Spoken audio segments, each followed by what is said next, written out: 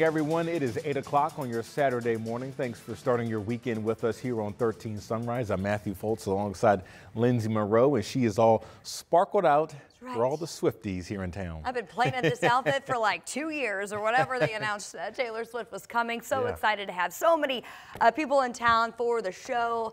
Of course, coming to downtown and taking in some of our local businesses and restaurants and everything that the city has to offer. That's right. It certainly has been a great time so far. Certainly was a chilly one yesterday, as we both talked about earlier. I saw a few Swiftie fans walking around, short sleeves. They were shivering, but might need a coat today.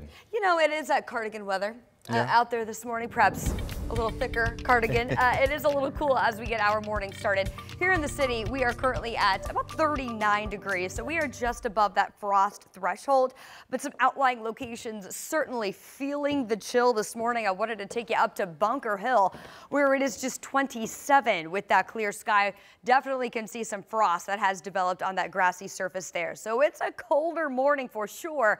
Temperatures across the area, especially in the north and the northeastern tier of the state, falling to at or below that freezing mark. It is 31 right now in Muncie, 30 in Kokomo, 39 though here in the city, and then 33 up in Lafayette. So a cooler morning for sure, but the sunshine going to work in our favor today, and a wind coming in out of the south-southeast will also help to warm up our temperature. By 3 o'clock today, we are headed to 60, eventually 62 by 5 p.m. That will be the high temperature. And then temperatures cooling off quicker with that clear sky as we get into the evening tonight. So take advantage of the sunshine and that slightly above average air that we've got in place today. By the way, the normal high for this time of year drops to 59 today. We'll go 64 for a high in Shelbyville, 64 in Columbus, and temperatures with a warm front set to move through on Sunday will be well above average, with highs nearing 70 for our Sunday afternoon. We've also got a slight chance of a few stray showers. We'll talk more about that timeline in the full forecast. We'll see you then, Lindsay. Tens of thousands of fans were in downtown Indy for night one of 3 Taylor Swift concerts happening at Lucas Oil Stadium. They will all have a major economic impact on our city, along with other Taylor Swift themed events. Our Logan Gay stopped by some of those events just before the concert last night. Ready for it? After months of waiting, Taylor Swift and her Swifties have flocked into what is now being called Swift City. I mean, it's bigger than the Super Bowl. It even has Caitlin Clark posting about it. During her show, Taylor told the crowd that they have broken the all-time attendance record for a concert at Lucas Oil Stadium. Members of the 13 News team taking this photo showing the crowd. Some fans flying or driving hours just to watch the legendary singer take the stage. Jenny Spear and Jess Ellison drove 11 hours from Oklahoma City. Your city stepped up, did all the things, made it so Swiftie energy. Like, it's been amazing. It's just been amazing being here. They have tickets for Saturday's concert, but they spent the first day of the concert singing and dancing with other fans at the Hallow the Moon's Taylor Swift event. It's one of the dozens of Taylor Swift events happening around the city for fans who do and don't have tickets. Everybody putting the energy in it. You don't even need to be, I get it, you want to be in the concert, but being around other Swifties, trading bracelets and all that, it's just as good. Like, it's the same vibe. It's the same energy. Lacey Harney doesn't have tickets right now, but she hasn't given up hope. She says she's still checking for available tickets, but even if she doesn't find one, she's just happy to be a part of the moment. There are so many people that are coming from far away without tickets, and worst case scenario, you have a great time in Indy doing all of the events, and that is, as a local, what I'm doing too. With 2 more nights to go, these fans say the fun is just getting started. I'm really happy with how this city is doing everything, and I love having the Swifties in town, and the vibe is immaculate. Come to Indianapolis this weekend. Yes. Come have fun with all the Swifties, trade the bracelets. Even if you don't have tickets, it's amazing. You won't regret it. That was our Logan Gay reporting. Meanwhile, coming up here at 8:30, our Chase Howell speaks with local businesses about how the support from fans is helping them boost their bottom line. And Metro Police has a plan in place right now to keep everyone safe as the concerts let out each night. Police say they will be stationed on every street corner along with SWAT officers, mounted patrol bikes and drones. So if you are walking around downtown this weekend, IMPD says to stay on sidewalks, cross on crosswalks, and as always, stay alert.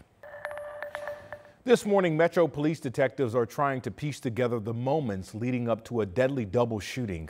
It happened last night on the city's near northeast side. Police were called over to LaSalle Street near East 34th and North Sherman Drive on reports of a shootout between two cars. That's where they found two victims at the scene, and one of them was pronounced dead. The other was taken to the hospital. Metro Police are asking if you have any information to give them a call or Crime Stoppers. That number is 317-262-TIPS. This morning, we're hearing new testimony in the Delphi murders trial. On Friday, the defense had their first full day of presenting their case. Their goal is to convince the jury that Richard Allen did not murder Abby Williams and Libby German in 2017. Our Emily Longnecker has the big takeaways presented in court. Judge Gall ruled that Allen's defense team cannot tell the jury about their alternate theory that the girls were killed in a pagan ritual. That also means the jury will not hear from people the defense was planning to call to testify about other potential suspects in the case. Judge Gall ruled Allen's defense team had not shown a direct connection between other potential suspects and the murders. The defense also hoped to show the jury videos of Richard Allen in prison around the time of his confessions to illustrate his mental anguish they say was caused by the harsh conditions he was living under.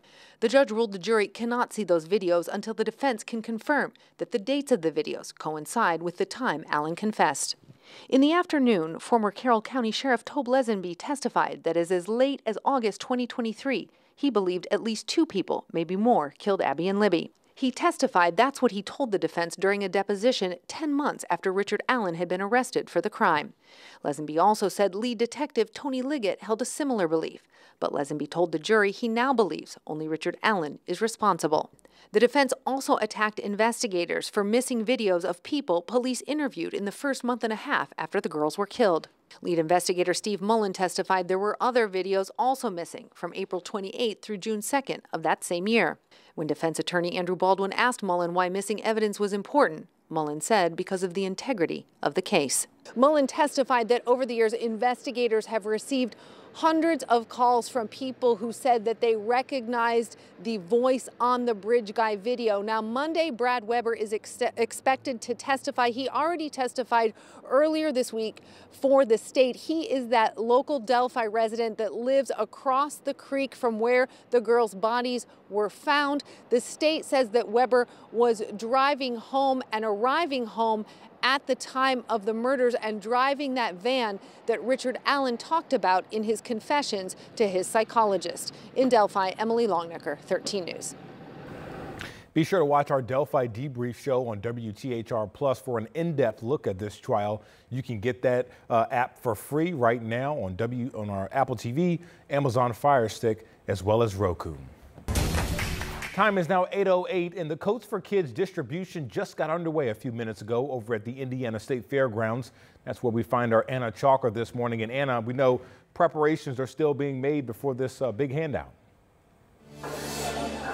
Hey, good morning, Matthew. It is a great morning out here. Let me tell you, look at all of the coats behind me. We have families out here this morning. It is a great opportunity. We wait all year long for this, for so many families to help kids get a coat this winter. Our viewers, you're a big reason we can do this event every year. And here to kind of talk about this, we have Major Mindy. Good morning. Good morning. Let's talk about the excitement. The day is finally here. Yes, it is. We've been collecting coats and recruiting volunteers and signing up families and children, and all of this work is coming together today. We're so thankful to our sponsors, Classic Cleaners, WTHR, and all the people who made this happen today for these kids. Walk us through kind of what goes on throughout the day. Today, families will come. They've come through. They'll be matched with a volunteer shopper. They'll go through. They'll get to pick out their own coat. The kids can try them on, zip them up, try the hood. And we also have some hats and gloves available. There's a couple other things for them to do while they're waiting so they don't get bored. And then they'll leave here with their new coat and whatever accessories they could find. And how does that make you feel that, when they leave here, they're ready for the winter and they're just bundled up? And I'm sure it's just an amazing feeling. Absolutely. This morning it was cold out there when I got in my car, and I was thinking this is a great day to give away some coats and help warm up some of these kids in Indianapolis. For sure. Hey, thank you so much. We'll be checking in throughout the morning with more volunteers, even our crew that's here, because it's a big day ahead here at Coats for Kids at the State Fairgrounds. We'll come back with you at 8:30.